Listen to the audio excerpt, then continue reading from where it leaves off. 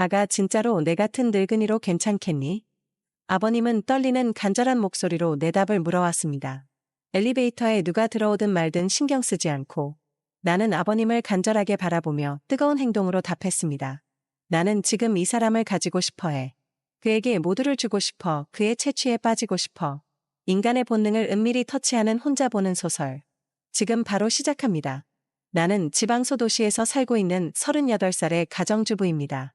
시댁에서 남편과 4살짜리 딸과 살고 있습니다. 나는 사실은 시아버지를 사모하고 있습니다. 어떻게 이런 있을 수 없는 일이 생겼을까요? 이 발단은 남편의 바람으로부터 시작되었습니다. 첫애를 낳고 나서 남편은 나에게 가까이 오지 않았습니다. 딸애가 3살 정도 되었을 때는 사실상 부부관계가 종결되었습니다. 나는 남편의 관심을 끌려고 여러 가지로 노력해 보았습니다. 하지만 내가 무엇을 잘못했는지 전혀 반응이 없었습니다. 그러던 중에 근처에 살던 친구 집에 차 마시러 갔다가 그 이야기 들었습니다. 남편의 바람 상대는 20대 여자애라고 했습니다. 남편은 조그만 카센터를 하고 있습니다. 차 수리하러 온 20대 여자하고 바람이 났다고 합니다. 임신 후부터 내가 카센터 오는 곳을 너무 싫어해서 안 갔습니다. 너무 억울해서 저녁에 들어온 남편한테 울면서 물어봤습니다. 근데 그 말하는 바람핀 이유가 어처구니 없었습니다. 내가 엄마가 되어서 여자로서 매력이 없어져서 그랬다고 했습니다. 뻔뻔스럽게 미안한 기색도 없이 그 말을 하는데 기가 막혔습니다. 너무 화가 나면서 또 한편으로 너무 슬펐습니다. 그때부터 남편은 대놓고 나에게 관심 없다고 바깥으로만 돌았습니다. 이혼하자는 것인지 생활비도 잘 주지 않았습니다. 근처에 사는 시아버지께서 그 이야기 듣고 남편을 호되게 혼냈습니다. 하지만 평소에 아버지와 사이가 좋지 않아서 신경도 안 썼습니다. 공무원 출신의 아버님은 명문대 출신의 둘째 아들을 편애했습니다. 어릴 때부터 사고뭉치였던 큰아들 남편이 마음에 들지 않았습니다. 나는 영원히 씻을 수 없는 상처를 남편으로부터 받았습니다. 여자로서 끝났다는 그 말이 너무 가슴 아팠습니다. 정말 용서할 수 없는 잔인한 말이었습니다. 이혼해야겠다는 생각이 머릿속에 꽉 찼습니다. 이혼은 꼭 해야겠지만 혼자 살아가는 것도 정말 막막했습니다. 눈에 넣어도 아프지 않을 어린 딸을 포기할 생각은 없었습니다. 저는 어릴 때 술주정뱅이 아버지 밑에서 자랐습니다. 어릴 때 아버지의 가정폭력으로 어머님은 너무 고생하셨습니다. 우리 남매를 끝까지 지킨 엄마 때문에 정상적인 성장을 했습니다. 그래서 저는 어린 딸을 절대로 포기할 수 없었습니다. 성장 과정에서 남자에 대한 막연한 두려움이 있었습니다. 그리고 남자에게 먼저 다가가서 애교를 부리지도 못했습니다. 그래서 남편에게 여자로서 매력을 상실한지도 모릅니다. 하지만 먼저 다가서 준다면 정말 순정을 바쳐 사랑하는 성격입니다. 그리고 저는 특별한 기술도 없고 경력도 별로입니다. 이 조그만 도시에서는 밥벌이 될 적당한 직장도 없었습니다. 어쩔까 하고 고민에 고민을 하고 있었다. 혼자 끙끙 앓으며 몇 개월 고민하고 있었습니다. 그러던 차에 시아버지가 찾아와서 저에게 말을 했습니다. 아버님은 평소에도 손녀 보러 가끔 오시는 편입니다. 아버님은 손녀에게 참 아낌없이 베푸셨습니다. 그날은 어렵게 말을 꺼내셨습니다. 민경 엄마. 40 넘은 아들이 바람이나 피우고 가정을 잘 건사하지 못해 너를 슬프게 했구나. 정말 너에게 애비로서 면목이 없구나. 하고 나에게 미안함을 표현하시며 이런 제안을 하셨습니다. 눈치를 보아하니 아들이 생활비도 잘 안 주는 것 같으니 불편하겠지만 시댁에 들어와서 같이 살면 어떻겠냐고 물었습니다. 아버님은 평소에도 아주 매너가 좋으신 분이었습니다. 나이든 꼰대 같은 느낌은 전혀 없으신 분입니다. 나는 시아버지의 그 마음씀이 고마워서 시댁으로 들어갔습니다. 결혼한 그해의 시어머니는 암으로 세상을 떠났습니다. 그리고 시아버지께서 넓은 집에 혼자 살고 있었습니다. 바람을 핀 이후로 우리 부부는 완전 남보다 못한 사이가 되었습니다. 수리센터를 하는 남편은 매일 밤늦게 왔습니다. 허구한 날 동창들과 어울려 술판을 벌렸습니다.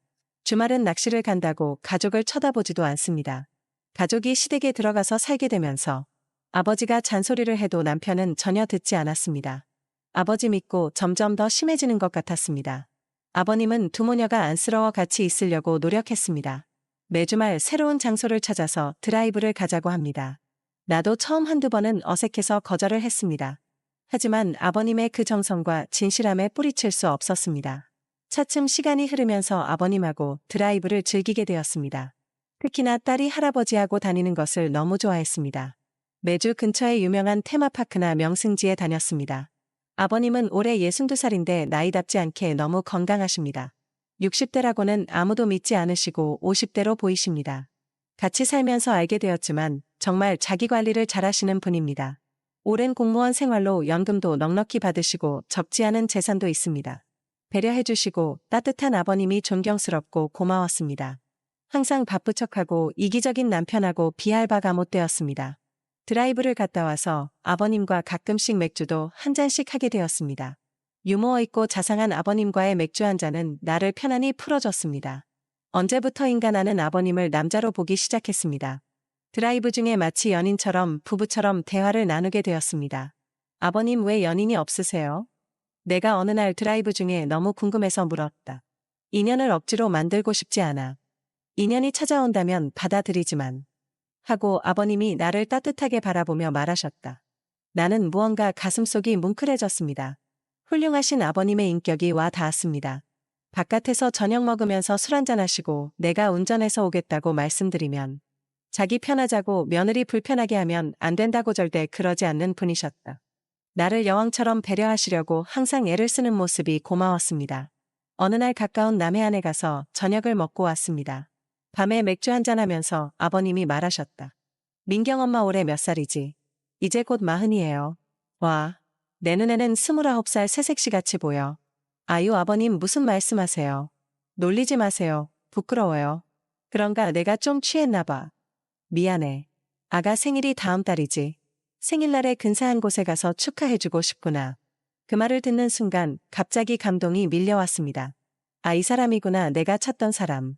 나에게 변함없이 따뜻한 애정을 보내줄 수 있는 사람.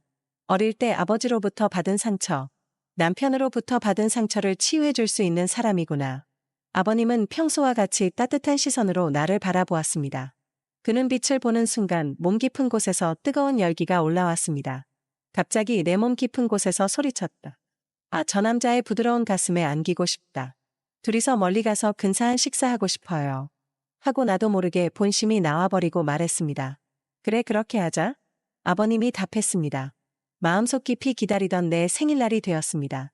딸아이는 근처에 사는 친한 친구에게 잘 부탁했습니다. 평소 관심도 없는 남편한테도 친구 만나러 부산 간다고 문자까지 했습니다. 물론 그는 내 문자에 답변도 안 해왔습니다. 나도 그가 누구와 어떻게 시간을 보내는지 신경 쓰지 않습니다. 아침부터 미용실 가서 헤어 메이크업을 했습니다. 최대한 신경 써서 차려입고 아버님 차에 탔습니다. 아버님은 눈이 부시다는 표정으로 나를 맞이했습니다. 이윽고 차는 스르러 미끄러지듯이 달려나갔습니다. 차 안에는 미묘하고 뜨거운 분위기가 흘렀습니다. 아버님은 내 마음을 눈치채고 있으려나 너무 궁금했습니다. 차가 고속도로를 들어서자 나는 아버님 손을 살짝 잡았다. 아버님도 내 손을 부드럽게 되잡아 왔습니다. 그것만으로 나는 이미 깊은 곳에서 뜨겁게 반응이 오고 있었다. 아버님이 내 손을 쓰다듬을 때마다 나는 마음에서 뜨겁게 반응했습니다. 아, 정말 아버님이 나를 여자로 보고 있을까? 내 혼자만의 일방적인 감정이 아닐까 하고 불안감도 밀려왔습니다. 아버님이 나를 데리고 간 곳은 부산의 고급 호텔, 레스토랑이었습니다. 최고의 호텔 풀코스로 우리 둘은 식사를 즐겼습니다. 아버님 너무 잘 먹었습니다. 맛있었습니다. 이렇게 행복했던 적이 언제였는지 모르겠네요. 아버님이 따뜻하게 미소 지었습니다. 레스토랑을 나와서 엘리베이터를 탔습니다. 아버님이 지하주차장 버튼을 누르려고 하자 손으로 막았습니다. 왜 그래 하고 아버님이 물었습니다. 내가 그의 손을 천천히 잡았다 그리고 말했습니다. 더 같이 있고 싶어요. 아직 집에 가고 싶지 않아요. 미니야 하고 아버님이 불렀다. 나는 아버님을 쳐다보며 다가서며 가볍게 뽀뽀를 했다. 그리고 따스하게 포옹하며 내 남자의 채취를 만끽했습니다. 이 남자를 사랑한다고 마음속 깊은 곳에서 울려왔다. 아버님이 내 귀에 속삭였습니다. 미니야, 사실은 여기 예약해놨어. 지금 그곳으로 바로 가자. 나는 기뻐서 몸을 떨며 고개를 끄덕였다. 아가 진짜로 내 같은 늙은이로 괜찮겠니? 아버님은 떨리는 간절한 목소리로 내 답을 물어왔습니다. 엘리베이터에 누가 들어오든 말든 신경 쓰지 않고 나는 아버님을 간절하게 바라보며 뜨거운 행동으로 답했습니다. 나는 지금 이 사람을 가지고 싶어 해. 그에게 모두를 주고 싶어. 그의 채취에 빠지고 싶어. 나는 그의 손을 잡고 그곳으로 달려가며 말했습니다. 저는 아버님을 진심으로 원해요. 이 마음 안 변해요. 내 몸은 이미 그를 간절히 원하고 있었습니다. 들어서자마자 나는 그에게 깊이 빠져들었습니다. 그 긴 시간 동안 나에게 보여주신 그 진실성에 나는 감동했습니다. 조금의 미련도 없이 우리 둘은 서로의 마음을 나누었습니다. 아버님은 나를 정말 소중하게 예뻐해 주셨습니다. 그리고 우리는 넘지 말아야 할 마지막 선을 기꺼이 넘었습니다. 그는 마치 나를 소중하고 예민한 악기처럼 다루어 주었다. 나는 그의 헌신적인 배려에 몇 번의 기쁨을 맛보았습니다. 평생 그처럼 행복한 적이 없었던 것 같았습니다. 그를 만나지 않았다면 내 인생은 의미가 없을 것 같았다. 그날 이후로 나는 아버님께 헌신하는 여인이 되었습니다. 나는 아버님께 당신의 사람으로 살겠다고 몇 번을 다짐했다.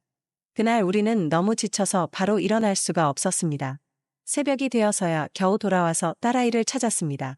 그 뒤로 우리는 절대 헤어질 수 없는 사이가 되었습니다. 그로부터 반년 후 나는 남편하고 합의 이혼했습니다. 내 쪽에서 먼저 이혼을 제안했고 남편은 선선히 동의했습니다. 딸아이의 친권도 포기했고 저는 양육비를 요구하지 않았습니다. 그리고 저는 나에게 상처만 남긴 그곳을 떠났습니다. 서울 근교 신도시 아파트에 신축방 2개짜리로 이사 왔습니다. 물론 아버님이 이 모든 것을 해주셨습니다. 어린 딸에는 쾌적한 신도시 생활을 너무 좋아했습니다. 여기에 와서 저는 동네 대형마트에 취직이 되었습니다. 안정되고 평온한 나날들을 보내고 있습니다. 물론 내 옆에는 든든한 아버님이 항상 옆에 계십니다. 우리는 3명이서 새로운 가족을 만들었습니다. 이 행복을 영원히 가져가고 싶습니다. 저는 혼신을 다해 아버님의 건강을 챙기고 있습니다. 부디 오래오래 건강하셔서 저희 모녀와 함께 해주세요. 지금 너무 행복합니다. 지금까지 읽어주셔서 감사합니다. 구독과 좋아요 부탁드립니다. 다음 주 불금에는 더 은밀하고 짜릿한 혼자 보는 소설로 찾아오겠습니다.